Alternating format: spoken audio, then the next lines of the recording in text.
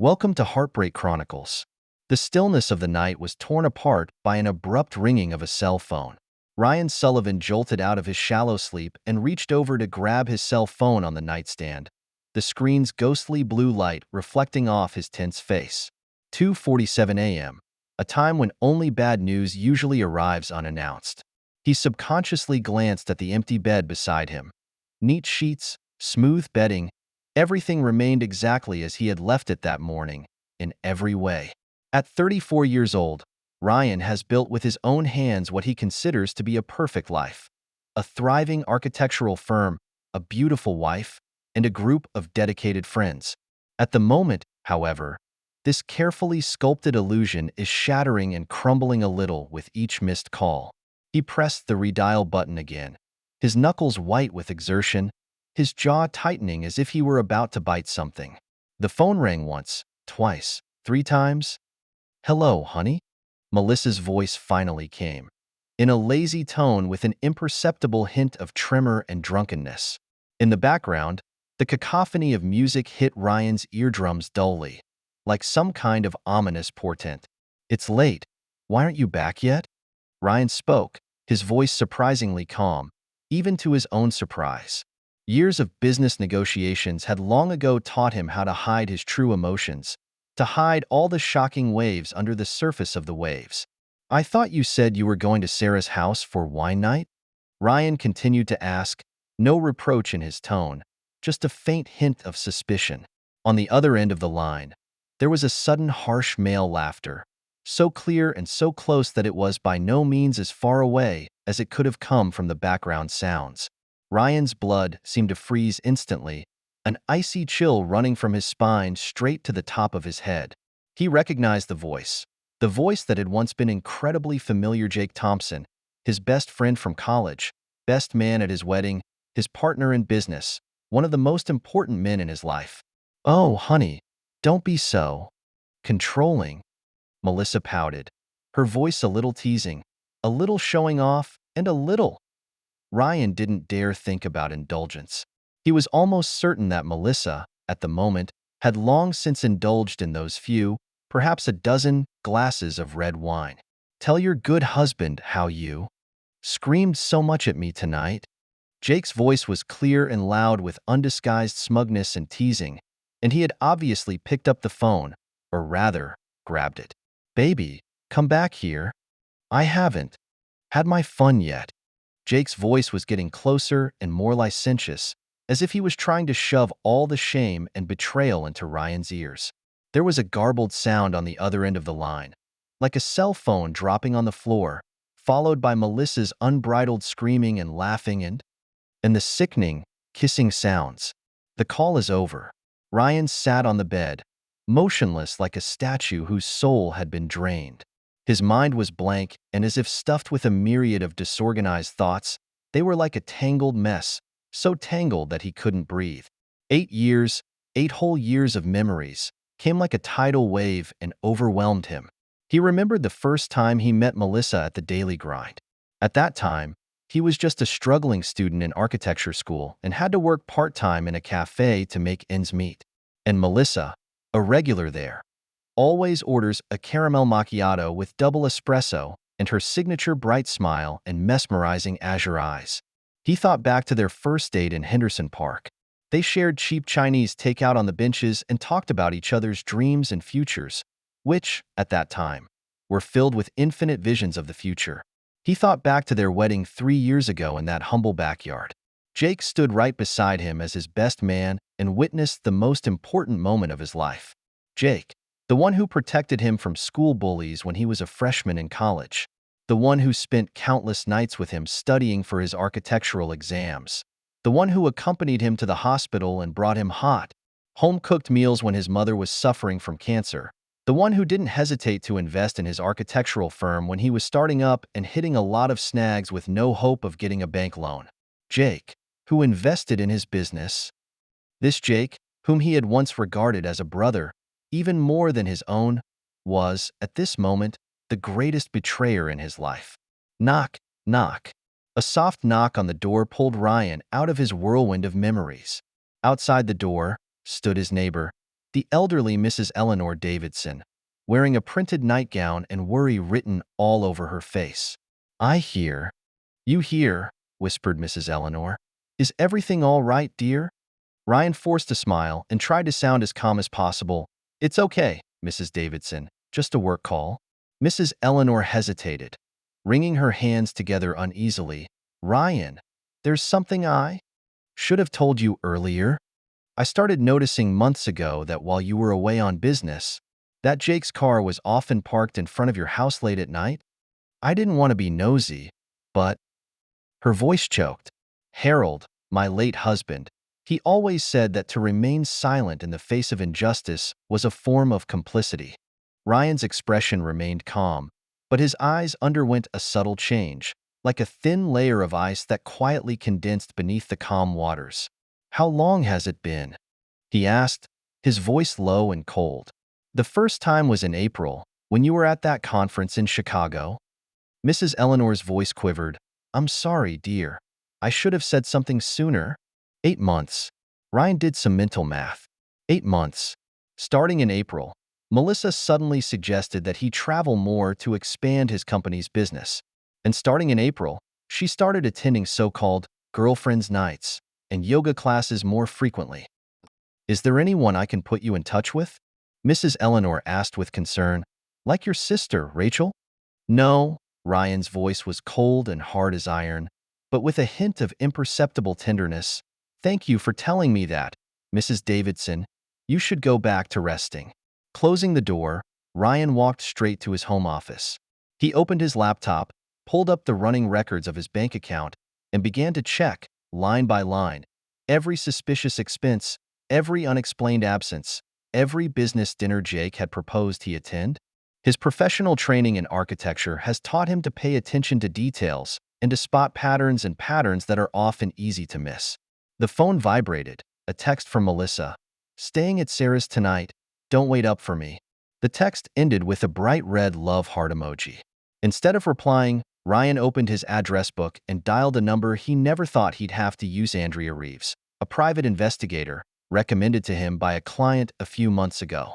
At the time, he had only saved her number as a courtesy, never imagining that it would come in handy one day. "Ms. Reeves, I'm Ryan Sullivan, and I'm sorry to bother you so late, but I need your help. When can we meet?"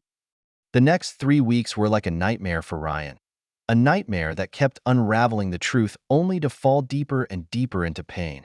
Each new discovery is more heartbreaking and unbelievable than the last.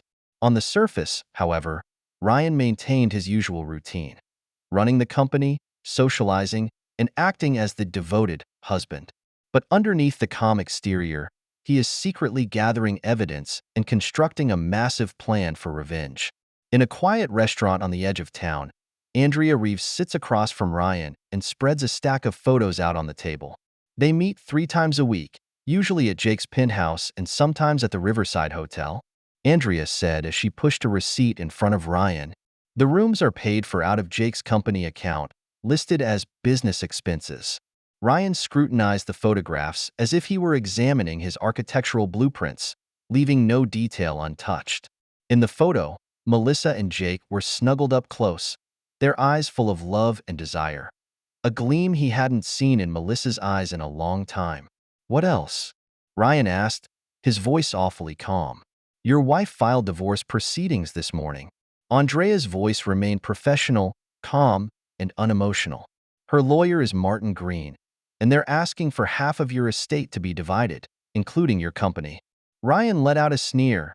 Jake recommended Martin Green, didn't he? Of course he did.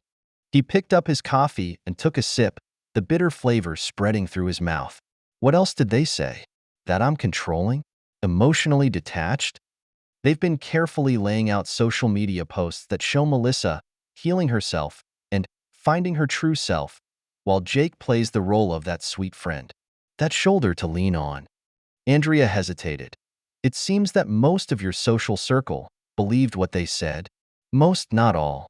Ryan keenly captured the key message. "Who else is questioning?" "Diane Martinez, Jake's ex-girlfriend. She contacted me yesterday." Andrea pulled out her cell phone and showed Ryan a text message. "She said she wanted to see you, that she had some dark history information about Jake, about how he habitually sabotages other people's relationships. The doorbell to the restaurant rang, and a group of people walked in.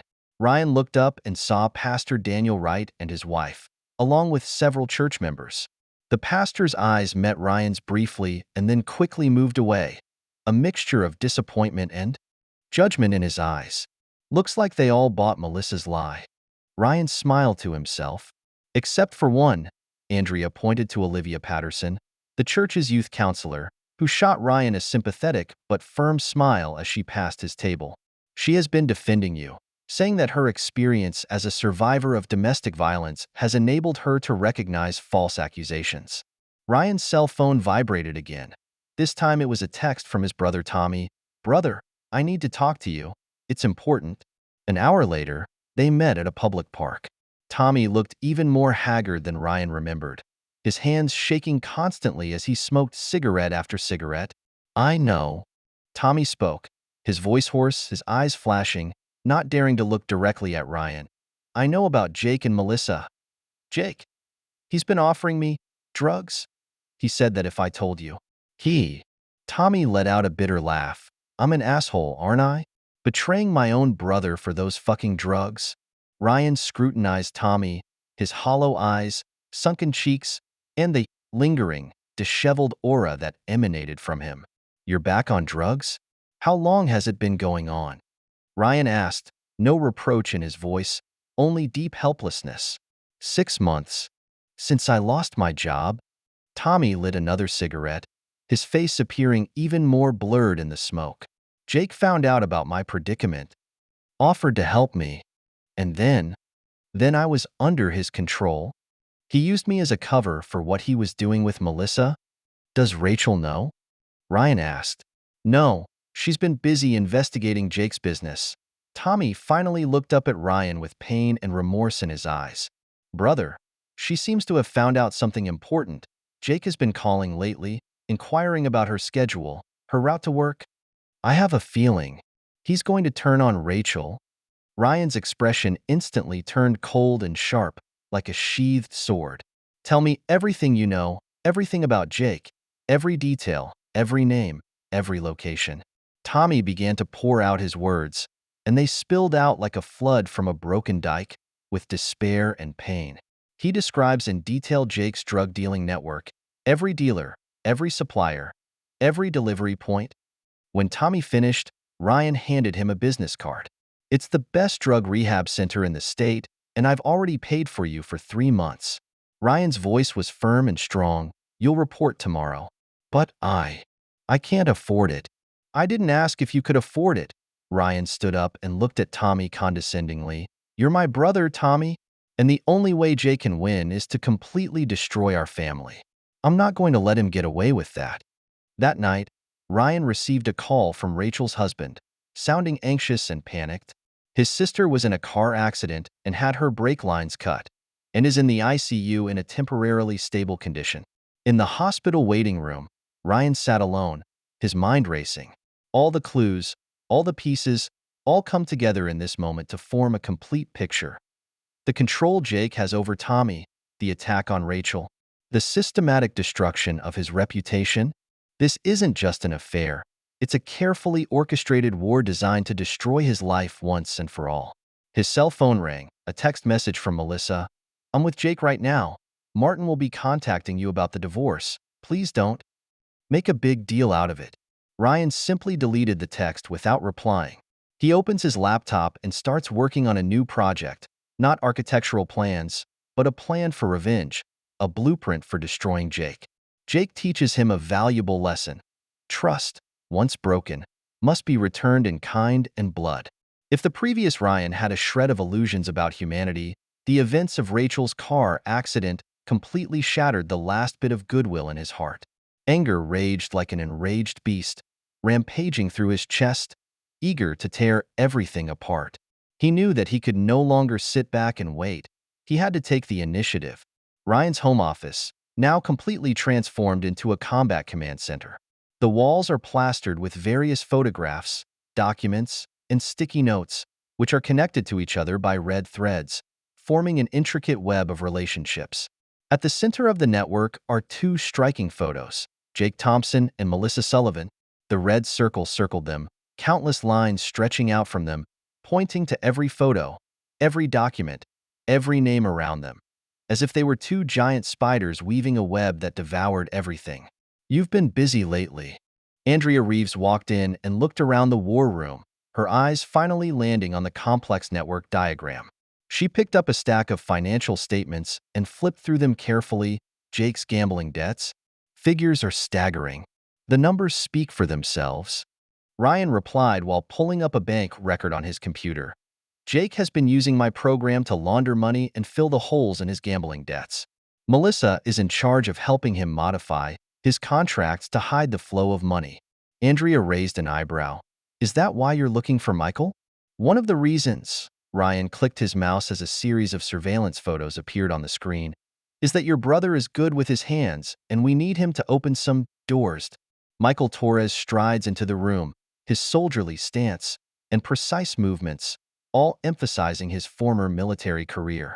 Speaking of hands, Michael said as he removed a stack of information from the folder, your good friend Jake is involved with the Vasquez family, and they've been using construction projects to transport cargo.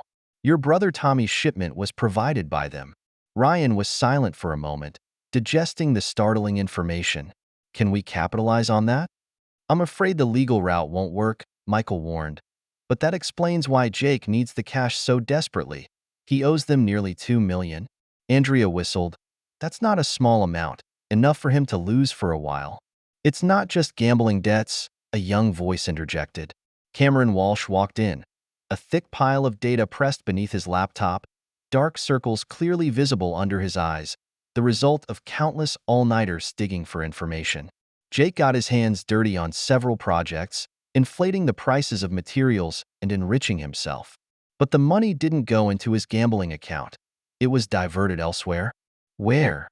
Ryan trailed off, leaning forward slightly. That's what's interesting, Cameron said as he hooked up his laptop to Ryan's monitor. These offshore companies, they're all connected to human trafficking. Jake wasn't just a homewrecker, he was involved in a much darker trade. The room was dead silent as everyone was shocked by the shocking news. Human trafficking, which has far exceeded their initial expectations and has cast an even heavier shadow over this battle for revenge. Ryan's expression grew colder and colder, a dangerous glint in his eyes. I want all the information, bank records, communication records, any digital trace you can find. Already on it, Cameron replied. But I found something else. You need to see this. He opened a folder full of video files. These were recorded by Jake, he and his booty, including Melissa. Ryan's fists were clenched tightly together, his knuckles white from the effort. He uses these as leverage for blackmail and control, Cameron explains. He has dozens of these videos of different women, all married, and he records everything as leverage. A knock on the door interrupted their conversation. Catherine Pierce, Melissa's mother, walks in. She looked more haggard than the last time we met, but her eyes were more determined. I brought what you asked for, she said, placing a well-worn journal on Ryan's desk, Melissa's diary from high school, which details her relationship with her father and how his betrayal has affected her. Ryan flipped open the diary and quickly skimmed through its contents. Are you sure you want to do this? She's your daughter, Andrea asked, a hint of intolerance in her tone. Catherine's expression was cold and determined. She stopped being my daughter when she chose to become like her father. I watched him destroy our family with his affairs, watched him twist Melissa's view of relationships. Now, she's repeating his mistakes. Tell me, what's her pattern? She would seek out strong, successful men, get them to trust her completely, and then systematically destroy them. Catherine's voice trembled as if each word was tinged with blood and tears. That's what she learned from her father. In her twisted notion that it's better to betray someone else is better than being betrayed by someone else. Andrea studied the journal carefully. This journal could be useful in divorce proceedings. No, Ryan declined decisively. We'll keep this for now. Jake thinks he's gathering leverage on someone else, so let's give him a taste of what it's like to be caught in the crosshairs of someone else. Michael cleared his throat and said, speaking of handles, I've contacted a couple of Jake's creditors, and they're interested in Jake's recent activities. Good. Ryan turned to Cameron. How long will it take you to break into Jake's private server? 2 days, 3 at the most. He's done a good job with his security system, but I've seen better. Cameron moved his fingers, his joints clicking. Do you need me to implant some evidence? Like we discussed before. Not yet, Ryan said thoughtfully as he looked at the intricate diagram of the network on the wall. We need to map out his entire system of operation first. Every person he's hurt, every dollar he's stolen, every weakness he's proud of. He turned to Catherine. Does Melissa know about any of these Jake's hookups? No, Catherine replied. She thought she was special, thought their love was real. She had no idea that she was just another pawn in his hands. Ryan nodded as a plan was taking shape in his mind. Then that's our first goal, Cameron. Get those videos ready. Catherine, write a letter to your daughter, as a mother, warning her of what a man like Jake, like her father, can do to her. As for the Vasquez family, we don't touch them directly, Ryan interrupted Michael's question. But we can, anonymously, reveal some information to certain interested parties, such as their business partner Jake, his recent financial situation, and some of his special hobbies. Reveal information such as their business partner Jake, his recent financial situation, and some of his special hobbies. Andrea looked at Ryan with both admiration and a hint of concern in her eyes. You're playing with fire. No, Ryan corrected. I'm not playing. This is a war to the death. He turned to his team. Jake and Melissa want to destroy me? Fine, then show them what it means to be truly destroyed. He paused and said in a single word, prepare for action. Ryan's plan began to run like a precision machine. Cameron's anonymous tip detonated like a bomb in Jake's circle of creditors. In a matter of hours, Jake's bank accounts were frozen, his assets were seized, and his reputation in the business world began to rapidly crumble. Ryan sat in his office, watching Jake's every move through the surveillance equipment Michael had installed. He saw Jake storming out of the bank, cell phone pressed to his ear, yelling hysterically. With the audio device, Ryan could clearly hear the conversation on both ends of the phone. What do you mean freeze? I need that money. Jake's voice, which had completely lost its usual composure and confidence, was replaced by panic and desperation. Look, I have a payment to make. No, you don't understand. These people, they're not the kind of guys who can take an explanation. On the other end of the line, the bank manager's voice was cold and formulaic.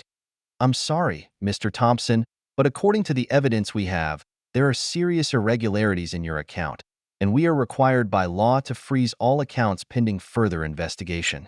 Ryan turned to Cameron, who was tapping away at his computer, monitoring the movement of opinion on the internet.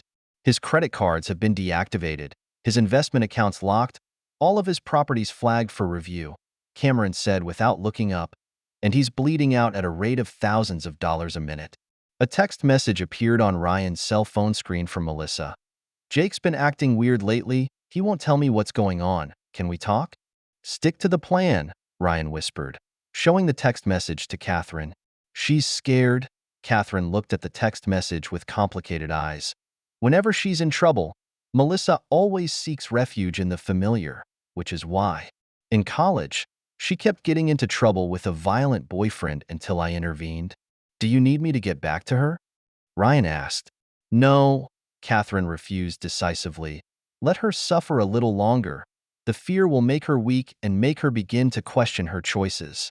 Michael walks in with a stack of the latest surveillance photos. You guys should see this. Melissa's been seeing Bradley Cooper a lot lately. The photos show Melissa and Bradley, Jake's business partner, in a secluded restaurant, acting intimate and looking at each other in a way that goes way beyond ordinary friends. History is always strikingly similar, Andrea commented. And she's already looking for her next target. Bradley knows about all of Jake's illegal hookups, Michael added. And he's in on a piece of the action himself. If Melissa is screwing him now, then she must be looking for a way out for herself. Good. Then let her get what she wants. Ryan turned to Cameron. Send Bradley an anonymous email with evidence of Jake's embezzlement, but make him think that Jake is ready to lay all the blame on him. What about Tommy's testimony? Andrea asked. Just then, Ryan's cell phone rings and it's Tommy calling from the detox center. Brother, I'm ready. I'll tell the cops all about Jake's shit.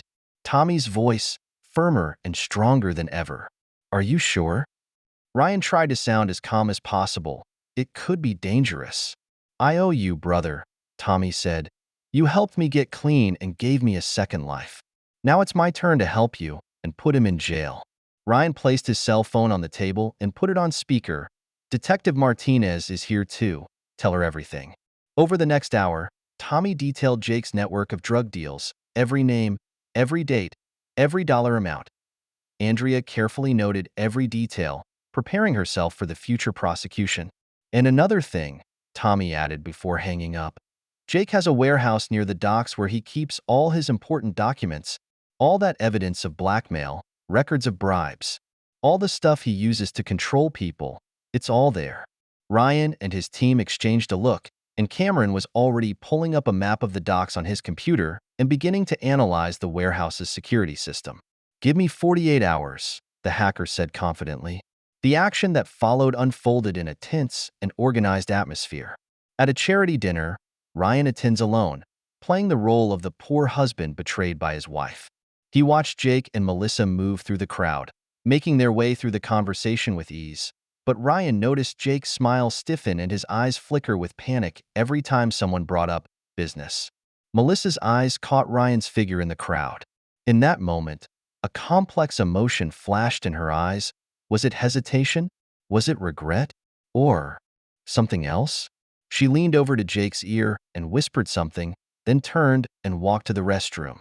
Catherine stops Melissa in the hallway, standing face to face for the first time since their mother-daughter relationship broke down. Ryan watches it all through a hidden camera. His mother and his wife, they were like two lionesses facing off, ready to pounce on each other. You look haggard, my dear, Catherine spoke, a hint of imperceptible concern in her voice, but with a hidden edge. What? Life in paradise? Not all it could be? I'm fine, Mother.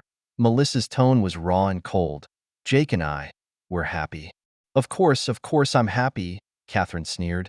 Just like back in the day, when I was as happy as your father was, until I found out that he had other women out there. And all those countless secrets and debts.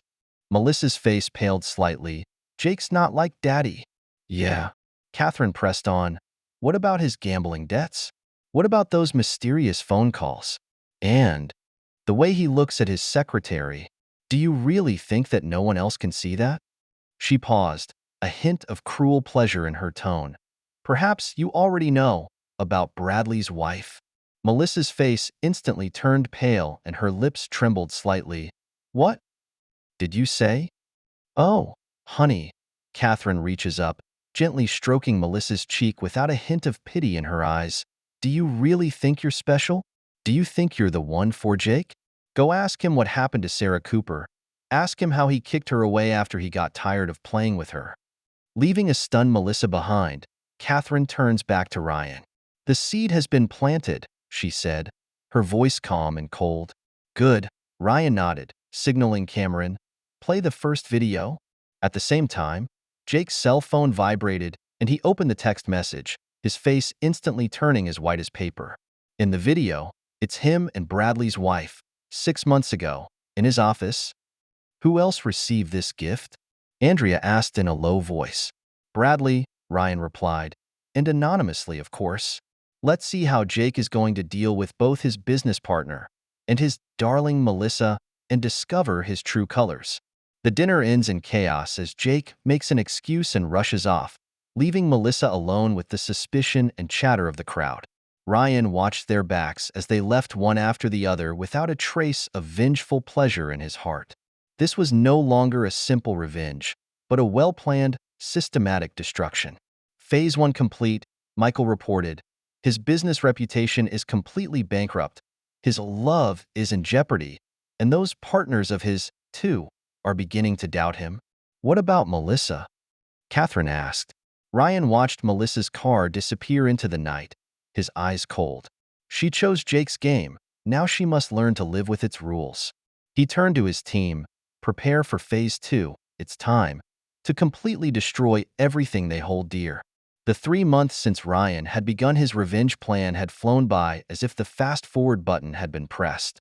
During this period, Jake Thompson's hard-earned business empire began to develop alarming cracks that spread rapidly and eventually turned into a devastating collapse. Business partners demanded financial audits, creditors began to collect loans, and former friends shunned Jake as if he had been infected with some terrible plague. Ryan continues to frequent social gatherings, playing the role of the wounded husband and gathering information in the shadows as he jokes and laughs. At an industry cocktail party, he witnessed Jake and Bradley Cooper arguing in the check room, and despite the distance, he was able to hear their conversation through Cameron's pre-installed miniature microphone. "You think I don't know about those videos?" Bradley's voice was suppressed anger, almost squeezed through his teeth. "You and Sarah, my wife." "Jake, my wife," Bradley practically yelled. "Bradley, calm down and let me explain." Jake's voice was filled with panic and fear. "Explain? You'd better go explain to the S." Bradley's voice was filled with contempt and anger. "I already have evidence of your embezzlement. If you dare to put this black pot on my head, I'll make you lose your reputation." Ryan signaled Cameron, who quickly adjusted the angle of the microphone to capture the sound more clearly. Andrea Reeves, attending as Ryan's date tonight, took a sip of her champagne and whispered, "Your friend. He can't hold out much longer. The pressure is starting to get to him, and he's starting to get himself in trouble. The pressure is starting to get to him." "Good," Ryan said as he watched Jake walk out of the check room sweating profusely, the collar of his shirt already drenched in sweat and woefully out of shape. "The more he struggles, the deeper he's in." He turned to Andrea. "How's the official investigation going?" "It's going well. Tommy's testimony opened the door, and we've confirmed Jake's involvement in at least 3 overdose deaths." Andrea's expression was serious and cold. "But we have to be careful. The Vasquez family doesn't like to be watched, much less like betrayal, especially when they find out that Jake has been skimming and enriching himself." On the other side of the room, Melissa was fighting her way through her few supporters. But her smile was stiff, her eyes were slack, and her forced smile was heartbreaking to watch.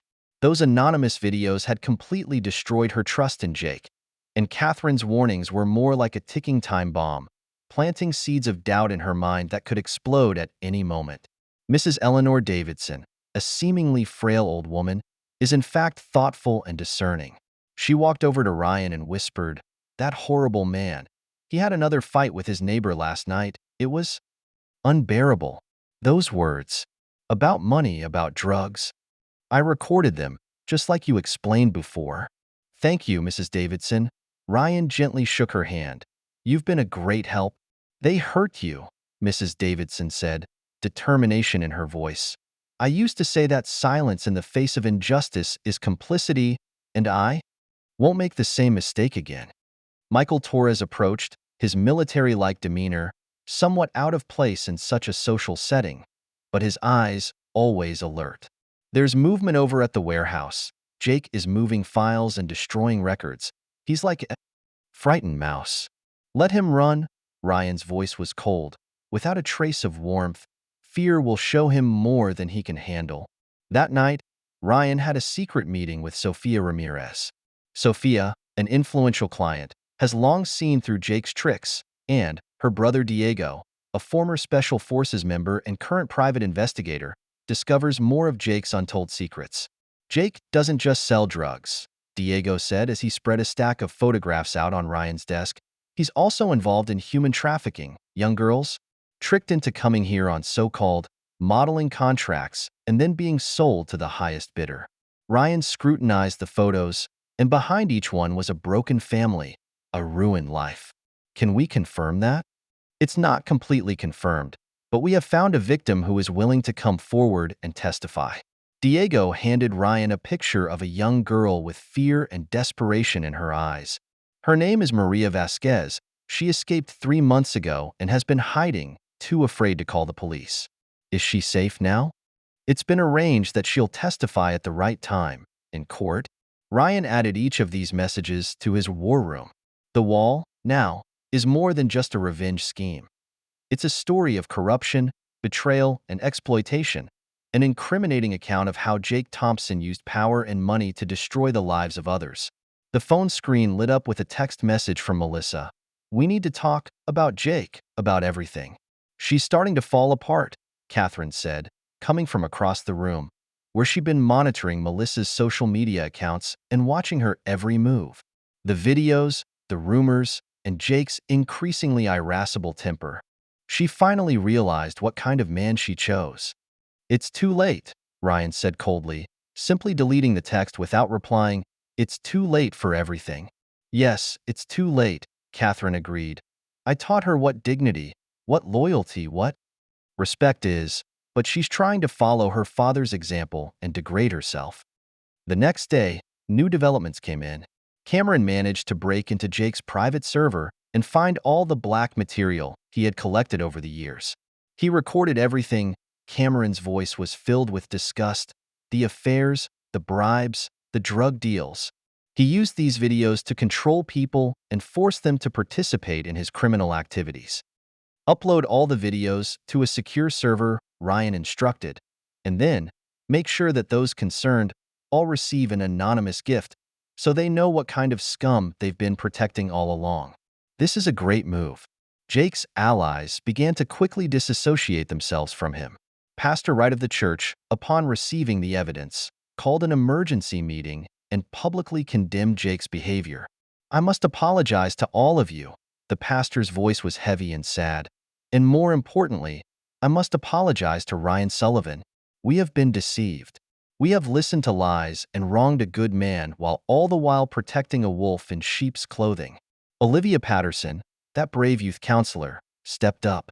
"I have said before, as someone who has experienced real abuse, I know Ryan is not who they say he is. Jake Thompson is the real abuser, and I have proof."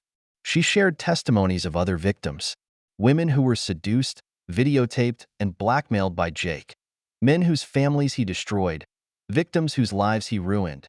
Tommy, 6 months clean and sober, stood out with a new look. "Jake used my addiction to control me and make me betray my own brother. But I'm not going to let him get away with it anymore. I'm going to testify against him and charge him with crimes, drugs, human trafficking, all of it." The church meeting, which turned into a sounding board, saw more and more people coming forward with stories of their own experiences of being victimized by Jake. The walls of the wall of silence are finally broken, and the truth, like a flood, spills out. Ryan's cell phone rings again. This time it's Catherine Pierce, who requests an urgent meeting. They meet at the same cafe they always go to, where Catherine is watching a video of Jake threatening Melissa. She had it coming. Catherine's voice was cold and unfeeling, just like her father did back then.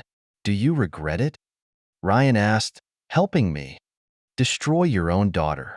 Catherine gave a bitter laugh. "Regret? She wasn't my daughter a long time ago. Not from the moment she chose to become like her father. It's justice, not tragedy." Cameron's voice, coming through Ryan's headset. "Jake's making a big move. He's extracted a lot of cash. He's searching for flight information. He's getting ready to make a run for it." "Let him run," Ryan sneered. "The Vasquez family, who are keeping a close eye on his account, know exactly what he's planning." Jake's situation, over the next few days, became increasingly desperate. He even took the desperate step of sneaking into his office late at night in an attempt to destroy evidence. But Ryan had anticipated this step, and the security alarm was triggered at the first opportunity. "Michael reports that the police are 3 minutes away," Cameron reported. "Wait," Ryan ordered. "Let him dig his own grave a little deeper." They watched Jake frantically shredding files and deleting data from his hard drive via surveillance. But Cameron had long ago backed up all the data to a secure server. Every time Jake struggles, he's just digging his own grave and adding new evidence of his own guilt. Sirens wailed as Jake grabbed a handful of cash and fled out the back door, only to run headlong into the arms of his creditors. "You run, Pendejo," said a heavily accented voice, "and the faster you run, the more fun we'll have." Ryan turned off the security feeds, and the first phase of the operation had come to a successful conclusion. Jake has been discredited and betrayed, and those who have been his victims have begun to bravely come forward and accuse him of his crimes. What about Melissa? Andrea asked. On Ryan's cell phone screen, another text appeared from Melissa. Please, let's talk. I made a huge mistake. I didn't know. I didn't know Jake was like that. He deleted the text again without replying. Melissa's fate, long ago, was sealed, and her signature on those financial documents, those emails of her involvement in the crime, would be hard evidence of her guilt. She will join Jake and face the law. The trap is laid, said Michael, and now it is waiting for them to throw themselves into it. Reports of a domestic dispute in Jake's luxury apartment continue to come in over the city police department's radio communication channel. Ryan sits in his war room, surrounded by screens showing real-time surveillance images of key locations. Perfect timing, Ryan whispered, his eyes falling on the security footage from Jake's apartment. Through Cameron's pre-installed camera, they can clearly see the heated argument between Jake and Melissa. Jake's face contorted with rage. He waved a stack of papers and snarled at Melissa, "You stupid bitch! You signed your name on these papers. Now that something's happened, you're not going to get away with it. Neither one of us will." Melissa stepped back in fear, her expensive handbag now her only shield. "You're the one who made me sign it. You said this was all routine. I had no idea." "You don't? Why didn't you think about the consequences when you fucked me?" Jake grabbed Melissa's arm and yanked her to him. "Don't play innocent. We're on the same rope now." Ryan pressed a button on his cell phone, and a few minutes later, the sound of sirens came from a distance and quickly surrounded Jake's apartment. An anonymous call to the police, Andrea explains. Several hot neighbors reported hearing a heated argument and possible violent behavior present. They watched as the police stormed into the apartment. Jake still had that scowl on his face. When he saw the police, he froze for a moment and then started his act. "What are you doing? This is my home. Me and my. We're messing around," he said as he tried to hide something in his pocket. But he was still a step too slow, and a sharp-eyed policeman spotted a small packet of white powder that had fallen out of his pocket, something Michael had secretly put in earlier on the occasion of a routine check. "That's not mine," Jake yelled, trying to break free of the police officer's grip. "Sir, we've been called to a domestic dispute here," an officer said. "But right now, we need to search your residence." Melissa saw her chance and jumped on an officer like she was grabbing a lifeline. "He threatened me. He forced me to help him do something illegal. And I have proof." She held up her cell phone, eager to show those emails she had received, sent anonymously by Cameron, about Jake's crimes. Catherine Pierce chose this moment to appear at the elevator entrance of the apartment. She coldly watched the chaotic scene in front of her, her face devoid of any expression. "Perfect timing, Mother," Melissa said with a sob. Tell them how Jake manipulated me." "Oh, I'll tell them everything." Catherine's voice was cold and merciless. "I'll tell them how you willingly participated in this game, how you helped Jake destroy the lives of those innocents, how you knew all about his dirty tricks, but for the sake of their own interests, pretending to be deaf and dumb. I will tell them that you and your father, simply carved out of the same mold." The police officers look at each other in disbelief as this sudden family ethical drama adds another clue to their investigation.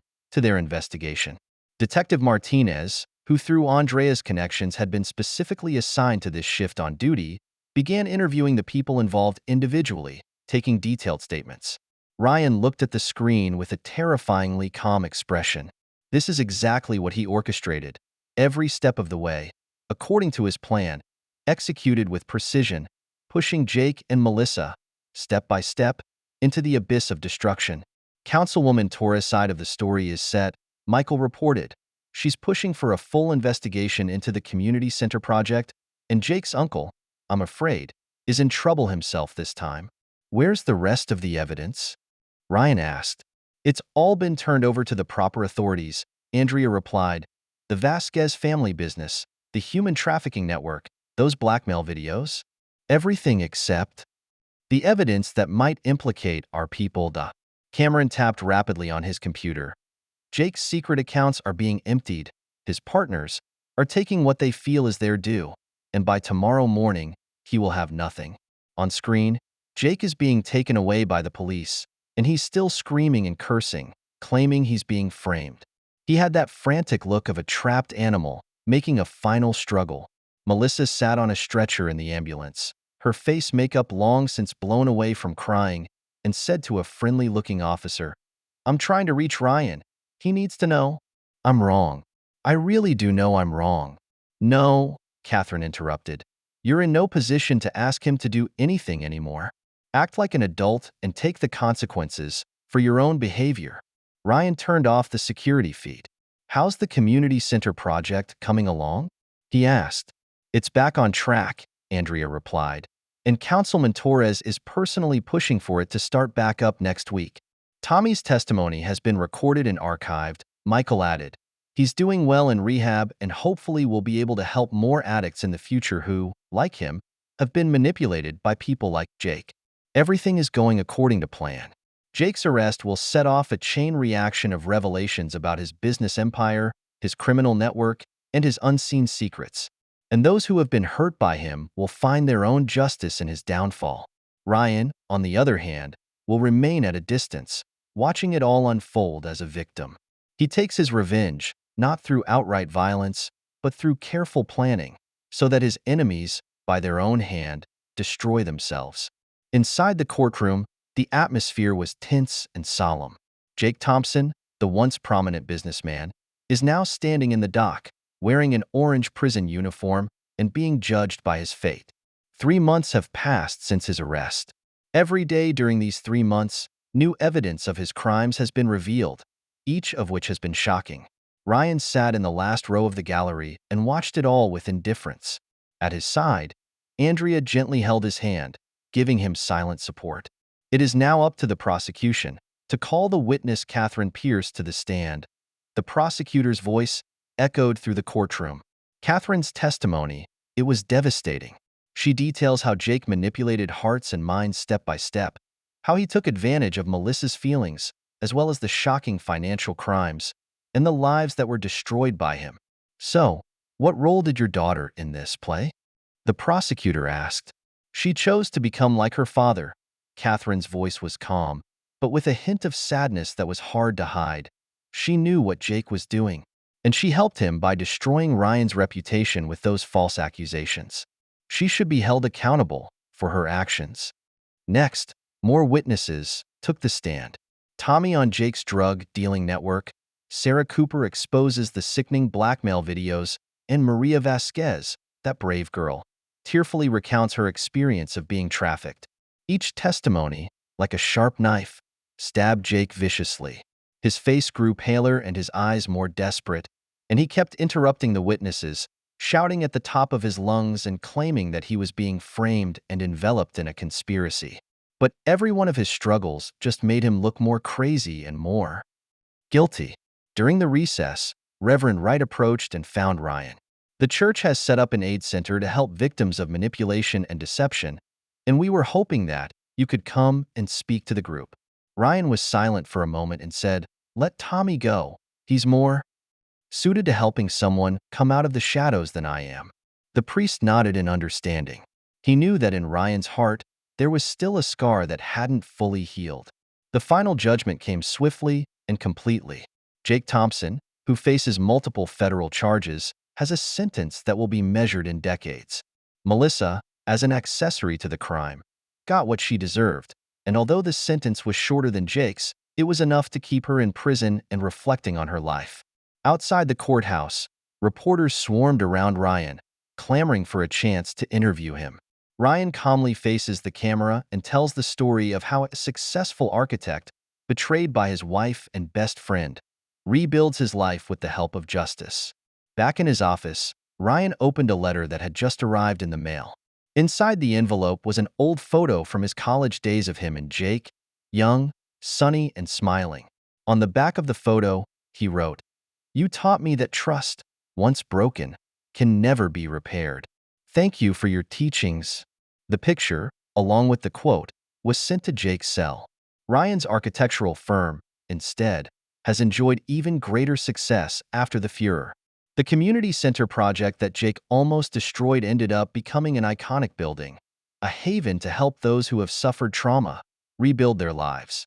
Councilmember Torres ensured that this project went off without a hitch and made it a demonstration project.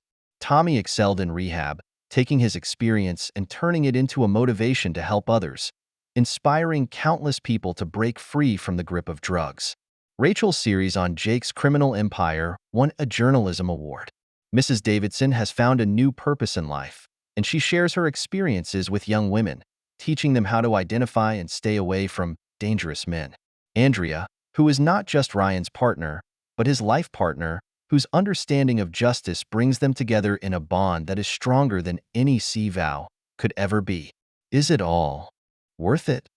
Andrea asked softly one quiet evening as she looked at Ryan, who was preparing for his next project. Ryan looked around his office. The walls that had once been filled with incriminating evidence were now covered with awards and certificates of honor.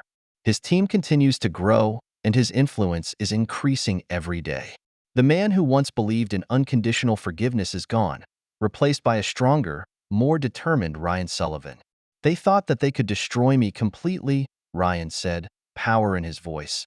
But little did they know that they were giving me a chance to rebuild, a chance to become stronger than ever. He picked up a copy of the latest report on Jake, his life in prison, and it wasn't good. The best revenge, he continued, is not just to watch your enemies fall, but to make yourself stronger, so that they can only look up to your successes while they themselves are too deep in the mire to pull themselves out. The Community Center project is just the beginning. Ryan learns a valuable lesson from this betrayal, about trust, about justice, about the price of betrayal. In his latest design, he takes these lessons and incorporates them into every detail of the building to create a space that can bring people together while resisting betrayal and hurt. The man who used to believe in second chances is gone. In his place, a firmer, more unforgiving Ryan Sullivan. He knew that there were some betrayals that had to be paid for. His vengeance was not just to destroy, but to rebuild, to reforge the pieces that had been trusted into something stronger, more indestructible. Justice has been served, but not through violence, but through careful planning to make those who are evil eat their own. Ryan understands that the perfect revenge is for your enemies to watch themselves go to ruin, while you, on top of the ruins, build an even more glorious future. 10 years, a snap of the fingers. 10 years have passed since Jake Thompson's business empire came crashing down. Today, the Sullivan Construction Group logo stands in the city's busiest business district, occupying 3 full floors of office space, making it a bright addition to the city's skyline. Ryan Sullivan stood in his brightly lit office overlooking the busy streets below him, holding in his hands the plans for his latest project, a nationwide chain of rehab centers, which was funded by the same community center project that Jake had nearly destroyed back then. The startup capital for this project came from the community center project that Jake had almost destroyed that year. Mr. Sullivan, the foundation's quarterly report. The assistant placed a folder on his desk. The Ryan Sullivan Foundation, a nonprofit organization dedicated to providing help and support to those who have been victims of betrayal and manipulation, has grown from that small support group to a national organization that has helped countless people get back on their feet. Ryan flipped through the report, the foundation's success, like a mirror reflecting his metamorphosis over the past decade from a victim to a victor, a protector. At 44 years old, he has not only made impressive achievements in the field of construction, but also won wide acclaim from the community for his philanthropy. His story has inspired more and more people to stand up to the abusers and manipulators, though few know the full extent of his almost callous plan for revenge. "Where's Andrea?" Ryan asked. "She's finalizing the security contract for the new center," the assistant replied, a hint of respect in her tone. Andrea Reeves Sullivan, who has long been more than Ryan's partner, but his life partner. 5 years ago, they had a simple and cozy wedding, inviting only those who had always been there for Ryan during his darkest days. Their shared understanding of justice and vengeance brings them together in a tacit understanding that is more indestructible than any sea vow. The phone vibrated, a text from Tommy. "Bro, I'm on my 10th anniversary of getting clean. Speaking at the center tonight, are you coming?" Tommy's recovery has been like a beacon of light that has illuminated the path of hope for many. After completing his own rehab, He became certified as a counselor and now runs the community center's drug rehabilitation program. His testimony not only helped put Jake behind bars, but has inspired countless others to break free from the grip of drugs and start a brand new life. Ryan replies, "Sure, go, bring the kids." His two daughters, 4-year-old Sarah and Rachel, named after two women who helped expose Jake's crimes, are Ryan's hope for a new life and his determination to guard his future. At first, Andrea understood his concerns about being a new father and his fear of his soft underbelly, but she helped him realize that true strength is not the absence of weakness, but the presence of people and things worth protecting. On the computer screen, a news flash popped up that Jake Thompson, after serving 12 years, had been denied parole again. The psychological evaluation report noted that he continued to refuse to accept responsibility for his actions and continued to exhibit symptoms of paranoia and delusions that he was the victim of a vast conspiracy. Ryan opens his secure email and checks the monthly report he receives on how Jake is doing in prison. Jake's life in prison has been a downward spiral of misery. The manipulator, who was once a man of great splendor and dexterity, now spends his days in a psychiatric ward, muttering and grumbling about the unwarranted conspiracies and persecutions. And Melissa's fate, while different, is just as saddening. After her 8-year sentence, she finds herself completely abandoned by the social circle she once belonged to. Catherine Pierce ensures that her daughter, no matter how hard she tries, will never be able to go back to her old life. Ryan hears that Melissa is now working as a restaurant waitress in a small town 3 states away. She tried to contact Ryan through her attorney, but the letters, returned unopened, were stone cold. The office door opens and Michael Torres walks in. The years had left traces on his temples, but his stance was still as upright as a pine. He is now in charge of security for the Sullivan Group. Background checks on the new hires are all done, Michael reported. Everything's fine, except for one who was once involved with Bradley Cooper. Ryan's expression instantly chilled. Deny her application.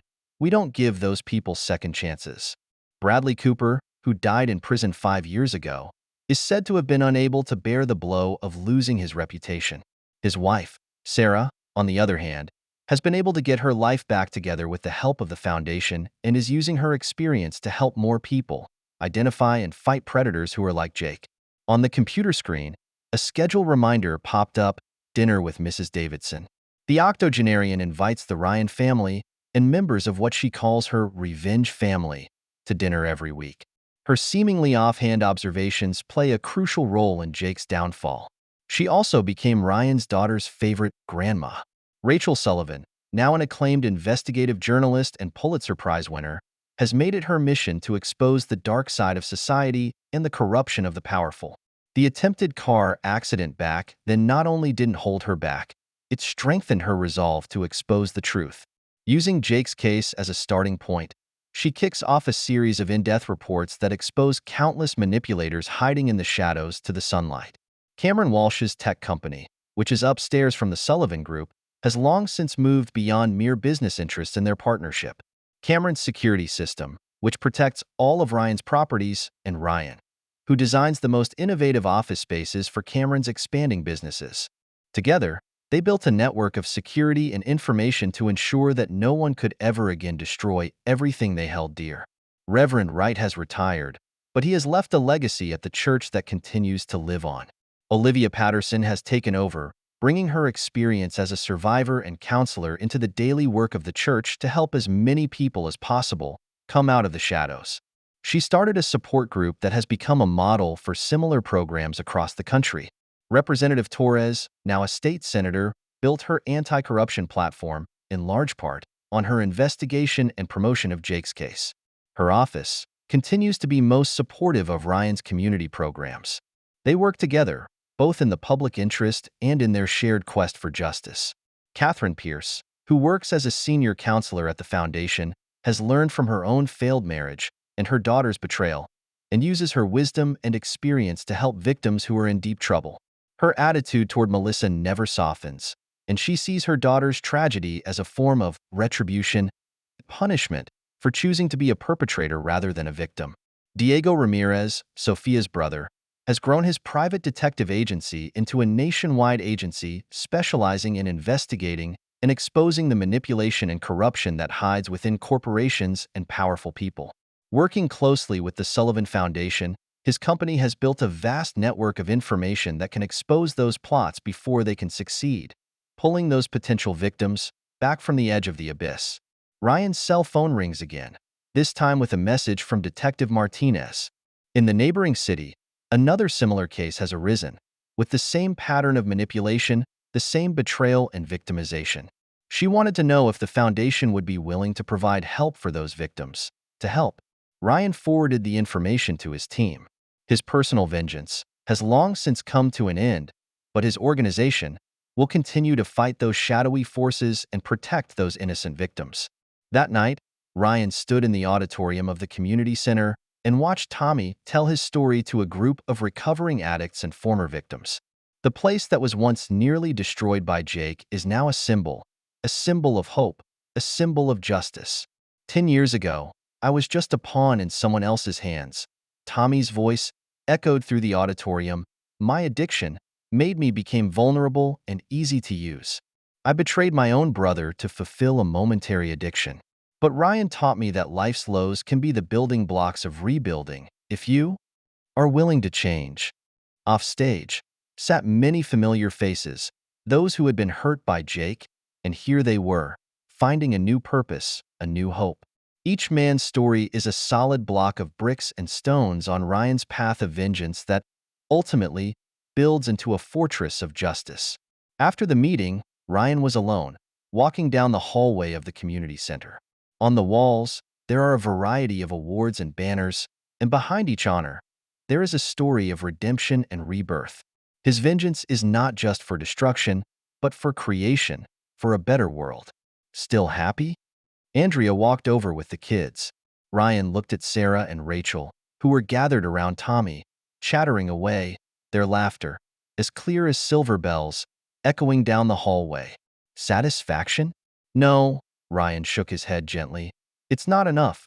What we need to do is make it so that something like this never happens again. That night, Ryan came home and, in his study, opened a dusty photo album. Clipped inside was a photo he'd sent to Jake years ago, and on the back of the photo, the words he'd written. Once trust is broken, it can never be repaired. But he now believes that even if trust cannot be repaired, new trust, however, can be built. With his actions, he proved it. His vengeance has transcended personal grudges and evolved into a greater cause, a quest for justice, a promise for the future. The man who was once betrayed has been phoenixed and reborn. He has built a vast network, a coalition of survivors and protectors. His vengeance is not limited to making his enemies pay, but more importantly, preventing and stopping similar tragedies from happening again. Ryan closed the album, turned on his computer, and got to work. There's still a lot waiting for him to do, a lot of victims to help, and a lot of conspiracies to be uncovered. The rules of the game have changed, and he, for one, will continue to fight. Because he knows that true justice is not achieved overnight, but is a long-lasting war, a battle that requires several generations working together.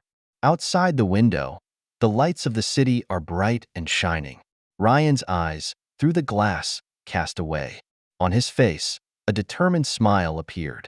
This game of trust and betrayal still continues, but he is no longer the pawn who is at the mercy of others, but the person who executes the chess. And his first rule, which has never changed: some betrayals must be repaid in a way that will be remembered for generations. The boy who had trusted blindly had grown into a man who knew how to trust strategically. The husband who had been betrayed had become a guardian who stopped the betrayal. And the architect who had lost everything had built a structure that was grander than anything he could have imagined. A fortress constructed out of justice, trust, and protection. A building that had risen up out of the bedrock from which the enemy had tried to destroy him, of an impregnable monument.